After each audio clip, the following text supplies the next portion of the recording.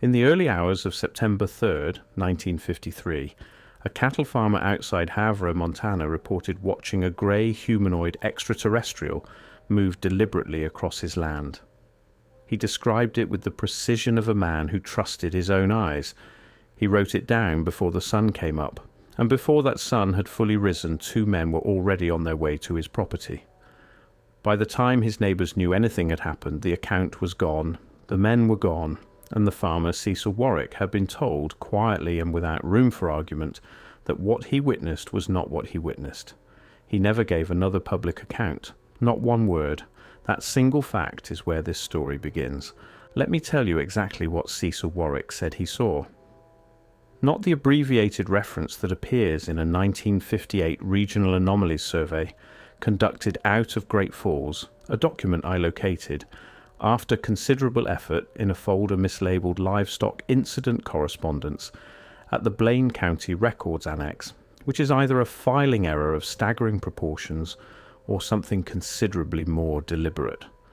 I mean what Warwick himself recorded in the handwritten account he produced at his kitchen table in the hour before dawn on September 3rd, 1953.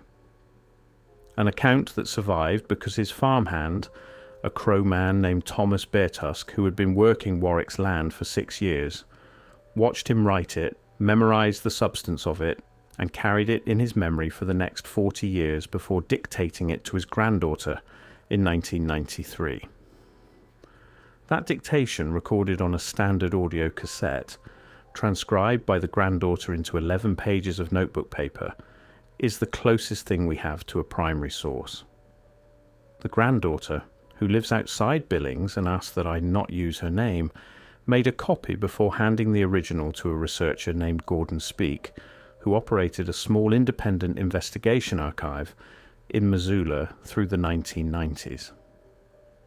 Speake referenced the Warwick case in a self-published monograph in 2001 before closing his archive and, as far as anyone can determine, leaving Montana entirely. The granddaughter still has her copy. She shared it with me over 2 separate meetings in the spring of last year. 11 pages. That is what survived. And here is what those 11 pages say. Cecil Warwick woke at 3:50 a.m. on September 3rd, 1953. Not by alarm. He told Beartusk, and Beartusk told his granddaughter that he woke because something changed in the sound of the cattle. Not a disturbance exactly, more like an absence. A sudden total cessation of the ambient noise that cattle produce through the night. The shifting weight, the low occasional sound, the general living pressure of 300 animals in close proximity. All of it stopped. At once. Completely. He lay in bed for a moment listening to the silence. Then he got up. He dressed. He went downstairs.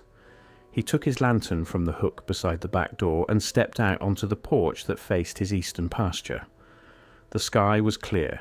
Montana sky in early September carries a particular quality of darkness, vast and close simultaneously, stars near enough to feel structural, like a ceiling rather than a void, and Warwick stood in it, listening. The cattle were motionless, every one of them, standing in the pasture facing the same direction, perfectly still. Warwick said, as Beartusk recalled it, that he had never seen 300 cattle hold that kind of stillness, that it was wrong in a way he didn't have language for, not sleep, not calm, something closer to suspension. He raised his lantern. He looked where the cattle were looking. There was a figure at the far fence line. He described it as standing just beyond the fence, at the edge of the pasture where the land flattened before dropping toward the creek bed. His lantern reached perhaps 80 yards with any clarity. The figure was further than that, he estimated 120 yards, but the sky was clear and his eyes were adjusted to darkness, and he had spent his entire adult life reading this particular landscape in this particular light.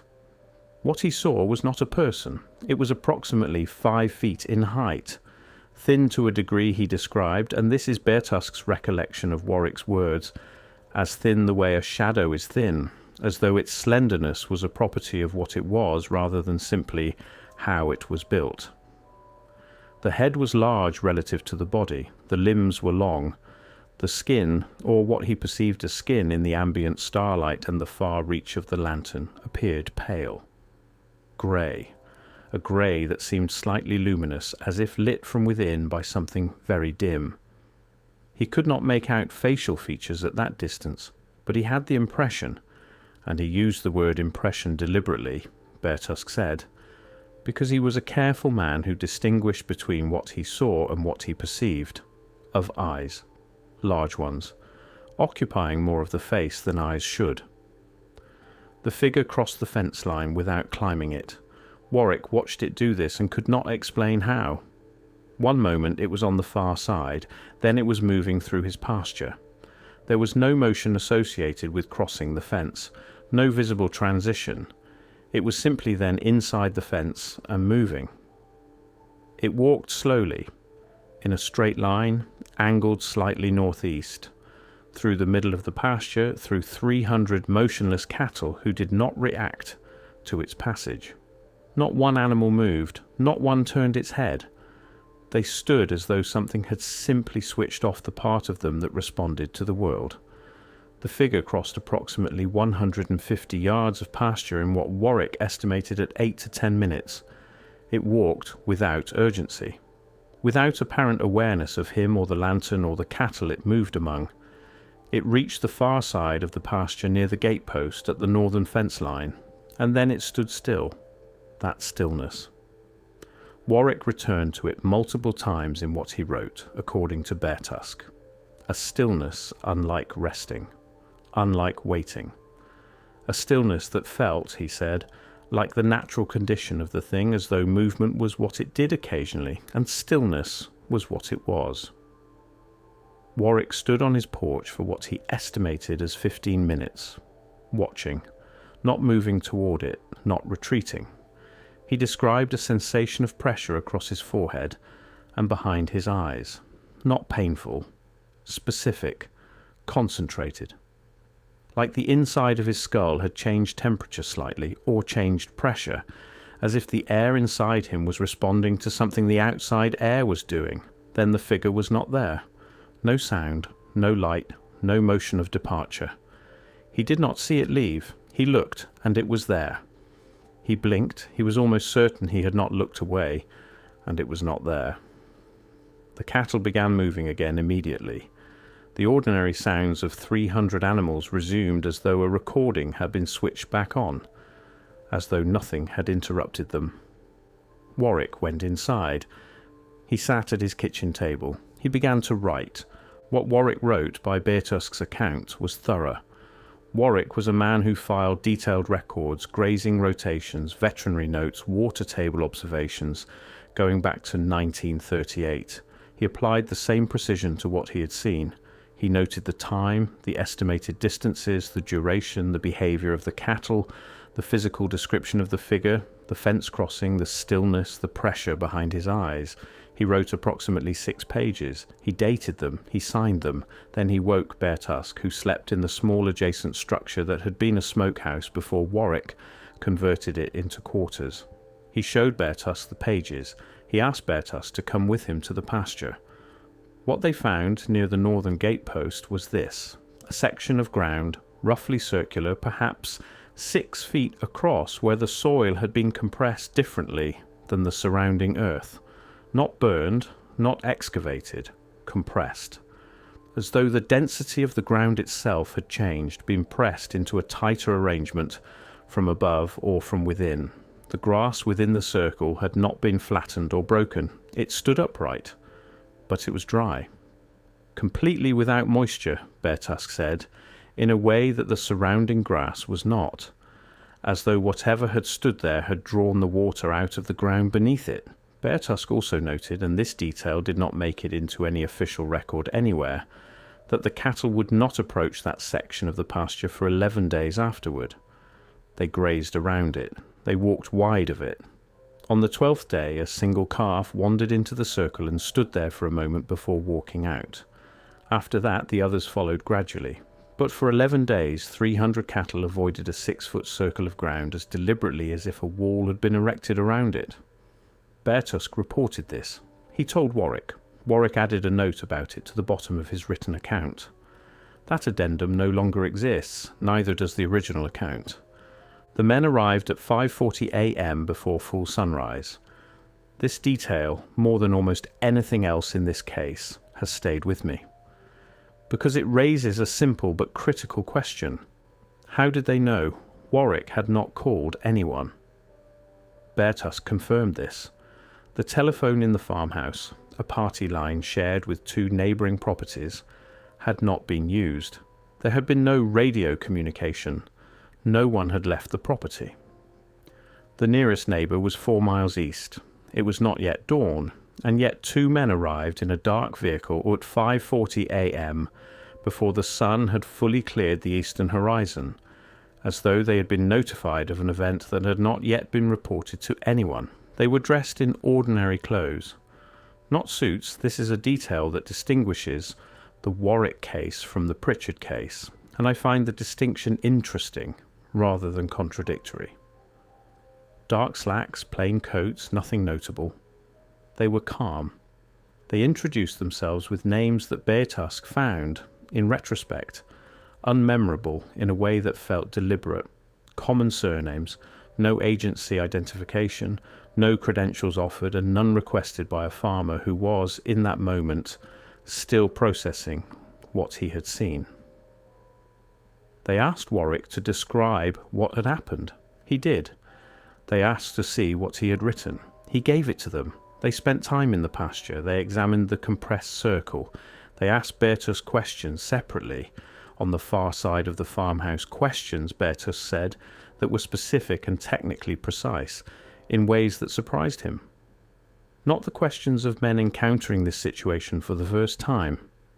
Questions with a practiced, familiar quality. Questions that had been asked before. Before leaving, they told Warwick that what he had observed was most likely a military weather instrument that had come down in the pasture, an experimental atmospheric sensor being tested out of Malmstrom Air Force Base, 60 miles south, and that the figure he believed he saw was a reflection phenomenon produced by the instrument's exterior surface combined with conditions of atmospheric layering common to Montana in early autumn. They said a report would be filed. They took Warwick's 6 pages and the addendum. They drove away. By 6:15 a.m. they were gone. Beartusk watched their vehicle until it disappeared on the main road. He said it did not turn south toward Malmstrom. It turned north. The 1958 Regional Anomalies Survey from Great Falls that I mentioned earlier, the document where the Warwick case appears in a single abbreviated paragraph, is itself a strange artifact. It was produced by an organisation calling itself the Northern Plains Atmospheric Research Collective, a name that appears in no academic registry, no federal research index, and no contemporary newspaper coverage of the period. It was apparently circulated to a small number of individuals in law enforcement, county government, and agricultural extension offices across Montana, Wyoming, and the western Dakotas. Its stated purpose was the documentation of unusual atmospheric and meteorological events for the purposes of agricultural risk assessment. 41 cases appear in it. 37 of them are genuinely atmospheric, hailstorm patterns, unusual lightning incidents, fog events, temperature anomalies. 4 of them are not. 4 of them describe, in that same clinical abbreviated language, encounters with figures on private land. 2 in Montana, 1 in Wyoming, 1 in western North Dakota. All 4 involve the same elements. Pre-dawn timing, a humanoid figure described as grey and thin and unnaturally still, animals behaving in a state of suspension, ground markings of compression or unusual dryness, a rapid official response, missing primary documentation, 4 cases, 1 survey, circulated by an organisation that apparently does not exist. The deeper this investigation went, the less I could accept that as coincidence. The pattern repeats with the kind of precision that stops feeling accidental and starts feeling architectural. Who produced that survey? Who distributed it? And why does it exist at all? Why document these cases, however briefly, in a form that circulated to local officials unless the documentation itself served some purpose. Recording, perhaps, inventory, keeping track of something that was happening often enough to require a filing system. That possibility is the one I find most difficult to set down. The Warwick case does not stand alone. I want to be precise about this because precision is the only thing that separates investigation from speculation. In November of 1951, 2 years before Warwick's encounter, a rancher named Albert Sunby, outside Cutbank, Montana, 60 miles northwest of Havre, reported to the Glacier County Sheriff that he had found a section of his north pasture disturbed in a way he couldn't account for. The sheriff's deputy who responded noted the compressed ground, the unusual dryness of the soil within the affected area, and the behaviour of Sunby's horses, which had apparently refused to enter that section of the pasture for several days. Sunby did not report seeing a figure, or rather, and this is the detail his daughter mentioned to a researcher in a 1976 interview that appears in Gordon Speak's 2001 monograph, he did not report it to the sheriff. He reported it to his wife. He told his wife he had seen something standing in the pasture 3 nights before he called the sheriff, and that he had not called immediately because he was trying to understand what he had seen. He described it to her as grey and thin, and still in a way that frightened him more than motion would have. His wife told their daughter told a researcher in 1976. The researcher told Speak. Speak put it in a monograph that was printed in an edition of approximately 200 copies, and is now, as far as I can determine, almost entirely unavailable. In August of 1955, 2 years after Warwick, a wheat farmer named Donald Price, outside Malta, Montana, 80 miles east of Havre, called the Phillips County Sheriff to report a trespasser in his field. The responding deputy found ground markings consistent with what Tesma found in Comanche County, Kansas, 12 years later. Price's description of the trespasser, as recorded in an incident report that his son photographed before the county records were digitized and the originals destroyed in 2011, matches Warwick's description with a precision that should not be possible between 2 men who had no documented connection. Cutbank, Havre, Malta. A corridor running east across the high line of northern Montana, all within a 4-year window, all involving the same figure, the same compressed ground, the same animal response, the same institutional silence. The pattern that emerges is not subtle once you see it, and once you see it, you genuinely cannot look away from it. It sits in the data the way a structural crack sits in a wall, invisible until the light hits it from the right angle, and then impossible to pretend isn't there. I want to spend a moment on Thomas Beartusk because I think his role in this case has been almost entirely overlooked, and I think that oversight is itself meaningful. Beartusk was 41 years old in 1953. He had worked Warwick's land since 1947. He was, by the account of everyone who knew him, a man of exceptional observational precision, someone whose relationship to land and weather and animal behaviour had been refined over decades into something close to a sensory instrument. His granddaughter described him as a man who noticed everything and spoke about very little of what he noticed. A man who sorted the world into what mattered and what didn't with a quiet efficiency that impressed everyone around him. He witnessed the writing of the account. He walked the pasture with Warwick.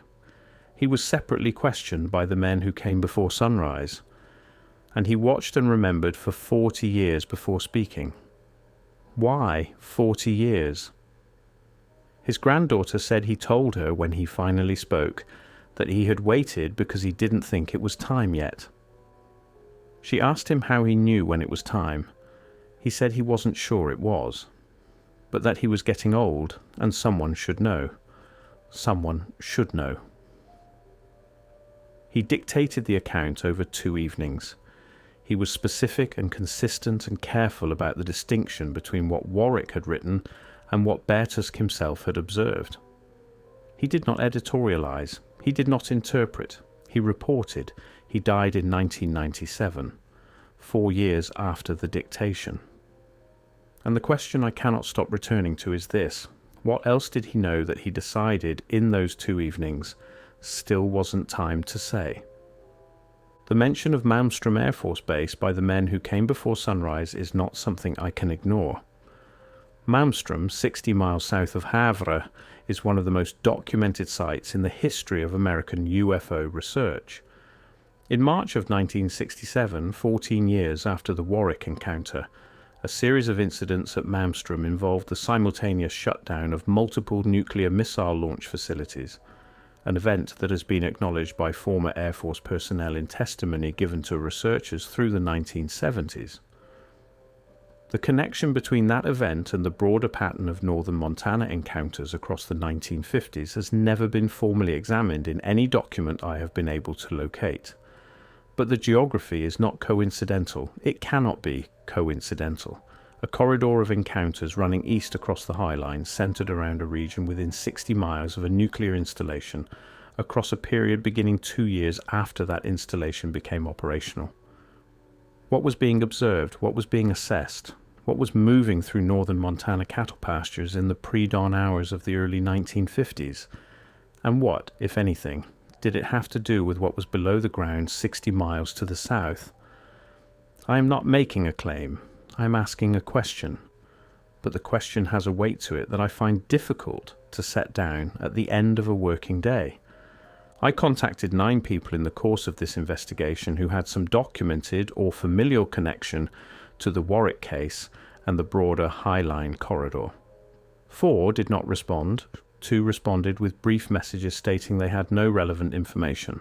1 agreed to speak and then, 3 days before our scheduled conversation, sent a single sentence saying she had changed her mind and asking me not to contact her again.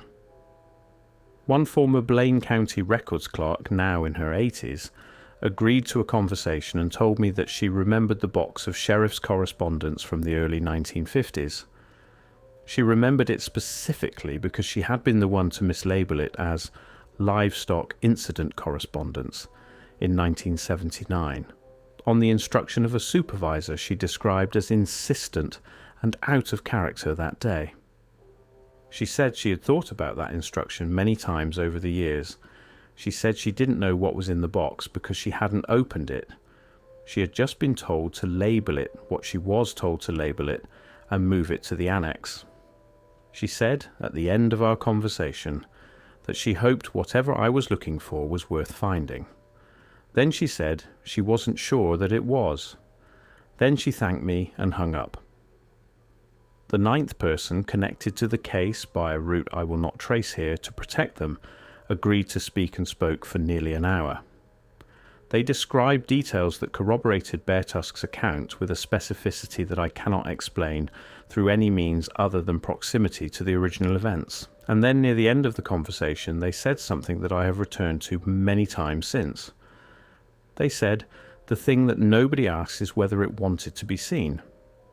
I asked what they meant. They said, something that didn't want to be seen wouldn't be seen. Not by 1 person, not by 3, not across 20 years. So you have to ask whether the seeing was accidental or whether it was the point. Then they said they'd said enough and ended the call.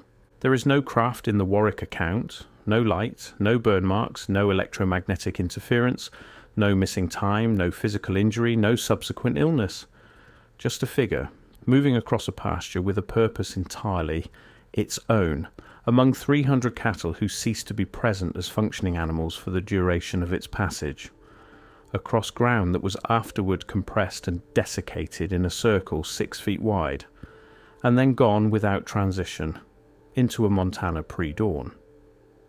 What was it doing? The question sounds simple. It is not simple, because the answer to what it was doing depends on assumptions about what it was, what it wanted, what it needed, what it understood about the land it crossed. And every assumption I reach for dissolves when I apply it seriously. Was it measuring something? Collecting something? passing through, as I suggested in looking at the Pritchard case, with a familiarity that implied ownership older than any deed? Or was something else happening entirely? Something for which the vocabulary of purpose and intent and goal may simply be the wrong vocabulary. A cattle rancher in northern Montana understood land the way very few people understand anything. He understood its rhythms, its textures, its reliable behaviours, and its anomalies. He spent his life reading it, and what Cecil Warwick wrote in 6 pages at a kitchen table before sunrise was that something crossed his land that morning as though the land had always been its to cross, not visiting, not invading, passing through. That distinction, if it means what I think it means, is the most unsettling thing in this entire case. Here is what I know. On September 3rd, 1953, a man watched something cross his pasture. His cattle suspended every biological function of awareness for the duration of its passage. The ground where it stood was drained of moisture in a 6-foot circle. The man wrote it down. The documentation was taken before sunrise by men who arrived before anyone had been told, and Thomas Beartusk carried the memory of that account for 40 years in silence, because something told him the time to speak had not yet come. The evidence points towards something considerably larger than one unusual morning in rural Montana. It points toward a corridor, a pattern, a system of observation and response that was operating across the northern plains in the early 1950s, logging encounters, managing witnesses, absorbing documentation, and maintaining a silence so consistent and so durable that it has held, in most cases, for over 70 years. What was moving through those fields? What did it want from ground that cattle would not approach for 11 days? What did the men who arrived before sunrise know that allowed them to arrive before sunrise? And what did they do with 6 pages of a precise man's careful testimony? What did Beartusk mean when he said the time wasn't right? What calculation was he making quietly for 40 years? And what does it mean that the one thing he chose not to say, the thing he decided was still not time for, died with him in 1997? What did Cecil Warwick understand, sitting at that kitchen table in the dark before dawn, that someone needed to erase before the sun came up? And what does it mean for all of us, for everything we think we know about this land and who has moved across it, and for how long, that the erasing was so swift, so practiced, and so very nearly complete?